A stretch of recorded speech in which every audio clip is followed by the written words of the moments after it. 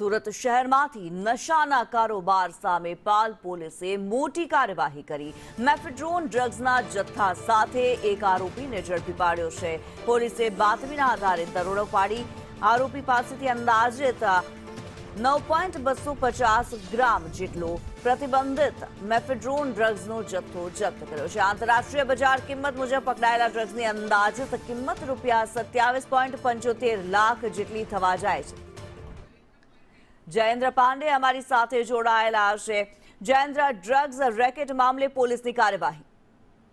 બિલકુલ, જે રીતે વાત કરવામાં આવે સુરતમાં જે રીતે ડ્રગ્સ પકડાઈ રહ્યા છે, ગાંજો પકડાઈ રહ્યા છે, સુરત શહેરમાં એક જ દિવસમાં ખાસ કરીને રાંદેર, પાલ, સચિન જીઆઈડીસી, ડિંડોલી અને વરાછા વિસ્તારમાંથી કુલ અલગ અલગ કિલોગ્રામના અલગ અલગ લાખના ગાંજાઓ ઝડપી પાડવામાં આવ્યા છે। જેમાં કેટલાકમાં એક આરોપી ઝડપાયા છે, કેટલાકમાં 2 આરોપી ઝડપાયા છે, કેટલાકમાં 3 ઝડપાયા છે।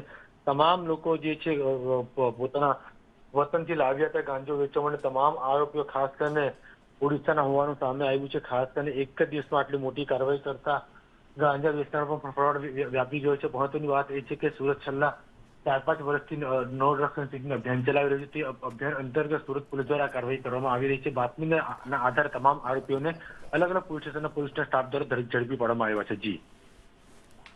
જી, ધન્યવાદ જયેન્દ્ર આ માહિતી માટે।